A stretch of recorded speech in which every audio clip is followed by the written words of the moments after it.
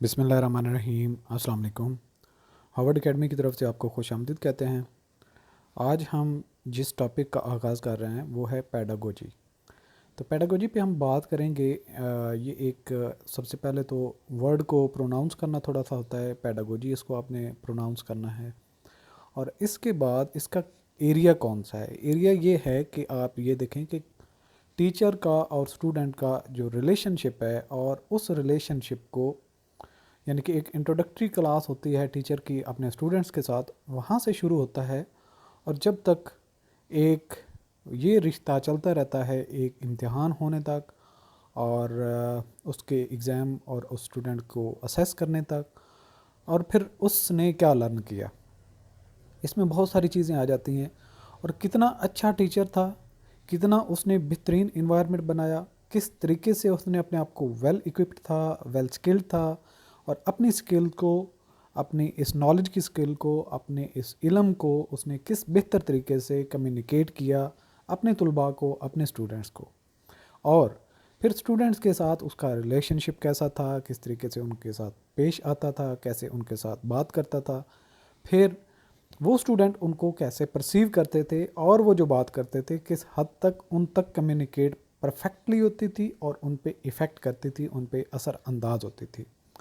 आया कि टीचर्स का ये तरीक़ाकार अच्छा था तो स्टूडेंट्स अच्छे तरीके से परसीव करेंगे और इन्वायरमेंट भी मैटर करेगा कि स्टूडेंट्स के साथ टीचर ने किस तरीके से क्लासरूम का इन्वायरमेंट मेंटेन किया हुआ था। अगर टीचर इंतहाई सख्त होगा, बच्चे डरे हुए होंगे, तो वो सही तरीके से परसीव नहीं कर सकेंगे, लर्न नहीं कर सकेंगे, इन्वायरमेंट ठीक नहीं रहेगा, टीचर का खौफ रहेगा, खौफ में चीज़ें इस तरीके से अब्जॉर्ब बच्चा नहीं कर पाता। और अगर टीचर जो है वो बिल्कुल जो है वो हम्बल उसकी नेचर है, स्टूडेंट्स जैसे दिल है उसका, आए ना आए, पढ़े ना पढ़े, इस तरह का इन्वायरमेंट होगा तो वो स्टूडेंट जो है वो उससे सुस्त हो जाएगा, वो उस तरीके से सीरियस नहीं लेगा चीज़ों को।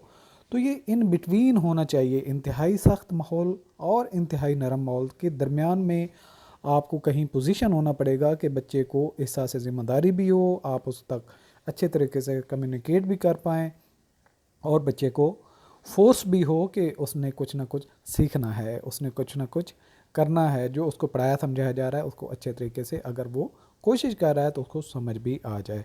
तो ये teaching methodology, teaching methods, teaching का तरीक़ाकार, स्टूडेंट का लर्निंग का बिहेवियर, ये सारी की सारी चीज़ें इसी पेडागोजी में ही कवर होती हैं। तो अगर हम इसको डिफ़ाइन करें, what we believe about how best to teach, कि अच्छे तरीके से आप पढ़ा सकते हैं, एंड वाई वी टीच, हम पढ़ाते क्यों हैं, that way based on what we know. और ये जो तरीक़ाकार होता है पढ़ाने का, किस पे बेस कर होता है, हाउ चिल्ड्रन लर्न, कि बच्चे सीखते कैसे हैं। ये भी ज़रूरी है कि बच्चों को समझा जाए कि बच्चों की नेचर क्या है, बच्चे किस तरीके से समझते हैं, बच्चों को किस तरीके से पढ़ाया जाए तो वो अच्छे तरीके से परसीव करते हैं। तो ये बच्चों को समझना टीचर के लिए ज़रूरी है। और उस समझने के बाद कि टीचर इस तरह के स्टूडेंट इस तरीके के इन्वायरमेंट को अच्छे तरीके से परसीव करता है, सेटिस्फाई होता है, समझता है, सीखता है। जब बच्चे को समझ लिया, उसके बाद उस तरीके से, जिस तरीके से बच्चा समझ सकता है, वो मेथड अडॉप्ट करना, उसको क्या कहेंगे, वे ऑफ टीचिंग। फिर हम इस वे ऑफ टीचिंग को अपने आप को इस तरीके से डालेंगे, यानी कि what we believe about how best to teach, हम किस अच्छे तरीके से उस तरीके के मुताबिक जिस तरीके से बच्चा सीख सके हम उस पर अमल करें और उस तरीक़ा को अडॉप्ट करें। तो ये क्या है, पेडागोजी है। और इसी को ही डेफिनेशन आप समझें। तो अब अगर हम एरिया को डिफ़ाइन करें तो टीचर को 3 तरह के मॉडल्स अप्लाई करता है, तो अल्टीमेटली उसको रिफ्लेक्शन पे पहुंचता है कि वो किस हद तक जो टीचर से जो इल्म है, जो उससे वो हिदायत उसको दे रहा है, उसको समझा रहा है, उसको पढ़ा रहा है, ये किस तरीके से एक हमें नर्चर मिलता है, आउटपुट मिलता है। ये 3 मॉडल पे है। पहला मॉडल अगर हम कहें तो टीचिंग का मॉडल। टीचिंग का मॉडल क्या है कि टीचर किस तरीके से कौन सा मॉडल अप्लाई करता है।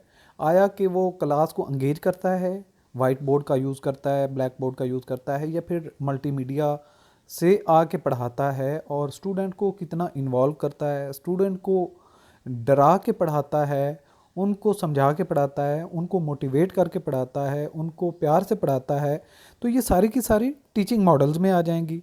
फिर टीचिंग स्किल, वो जो मॉडल अप्लाई कर रहा है या जिस तरीके से बच्चे परसीव कर सकते हैं वो टीचिंग स्किल है। टीचर के पास अपनी वो स्किल कितनी है, उसका अपनी नॉलेज पे कितनी ग्रिप है, उसकी कम्युनिकेशन पे कितनी ग्रिप है, उसकी राइटिंग पे कितनी ग्रिप है, उसकी स्पीकिंग पे कितनी ग्रिप है, उसका आई कांटेक्ट के साथ कितना इम्पैक्ट है या कितनी स्किल है। तो ये टीचिंग स्किल भी उसके पास होने चाहिए। मॉडल एक समझ लिया कि ये मॉडल हैं, हमारे पास 3 हैं, 4 हैं, 5 हैं, उनमें से कोई भी मॉडल हम अप्लाई कर सकते हैं, तो उसके बाद टीचिंग स्किल बहुत मैटर करती है। फिर इसके अलावा एक अलग सा क्राइटेरिया जो है टीचर का रिलेशनशिप विद स्टूडेंट्स, कि टीचर का अपने स्टूडेंट के साथ किस तरह का रिश्ता है, बच्चे उसको किस तरीके से परसीव करते हैं, बच्चे उसको कितना सीरियस लेते हैं, बच्चे उसको कितना ध्यान से सुनते हैं, बच्चे उससे सिर्फ ये तो नहीं है कि डॉज देने की कोशिश कर रहे हैं कि टीचर समझ रहा है कि हम सीख रहे हैं, हम समझ रहे हैं, हम ध्यान से बैठ रहे हैं, लर्न कर रहे हैं, सीख रहे हैं, सुन रहे हैं उनकी बात, वो क्या कहना चाह रहे हैं। तो ये एक अलग क्राइटेरिया होगा। और सम टाइम बच्चे बिल्कुल हमातन गोश होके उसकी बात को वाकई सुनते भी हैं। तो ये डिपेंड करता है टीचर के रिलेशनशिप पे। तो ये तीनों जब चीज़ें या तीनों दायरा कार इकट्ठे होते हैं तो टीचर से रिफ्लेक्शन होती है, टीचर की जो अंदर की स्किल है या जो उसका अंदर का इल्म है, जो वो जो ये तीनों मॉडल सॉरी वो अप्लाई कर रहा होता है, तो वो कम्युनिकेट करते हैं, सरायत करते हैं बच्चों में। तो इसको हम कहते हैं रिफ्लेक्शन। तो इसके बाद अगला जो हम पहली बात करते हैं वो है टीचिंग मॉडल्स पे। Our tool box is the models of teaching, यानी कि हम किस तरीके से तालीम देते हैं, पढ़ाते हैं। एक्चुअली मॉडल्स फॉर लर्निंग, कि बच्चे किस तरीके से लर्न करते हैं उस इन्वायरमेंट से, that simultaneously define the nature of the content, कि हमारे पास जो कंटेंट है पढ़ाने का उसकी नेचर क्या है, वो किस तरह का कंटेंट है हमारे पास जो हम पढ़ाना चाह रहे हैं। द लर्निंग स्ट्रेटजीज़, बच्चे किस तरीके से लर्न करते हैं, हम उस स्ट्रेटजी क्या क्या है और उसमें से कौन सी स्ट्रेटजी अप्लाई करते हैं।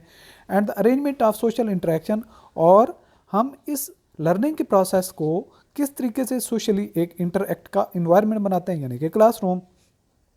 फिर ये क्या होता है इसे, that create the learning contacts, फिर इससे लर्निंग प्रोसेस इन्वॉल्व होता है, शुरू होता है, आगाज़ होता है। जो टीचर के पास इल्म होता है, जो टॉपिक वो पढ़ाना चाहता है अपने तुलबा को, वो उसको समझाता है, कम्युनिकेट करता है। फॉर एग्जांपल अगर हम करें, in powerful classroom students learn model for, किस तरीके से extract information and ideas from the lectures and presentation. जो टीचर आके लेक्चर देता है, चीज़ को प्रेजेंट करता है, बच्चे उससे कुछ ना कुछ नतीजा अखज़ करते हैं, एक कहानी अखज़ करते हैं कि जी आज हमने लॉ ऑफ न्यूटन पढ़ा, आज हमने सेल के बारे में पढ़ा, आज हमने टेंसेस के बारे में पढ़ा, आज हमने कायदे आज़म के बारे में पढ़ा, आज हमने किस पर्सनैलिटी के बारे में पढ़ा।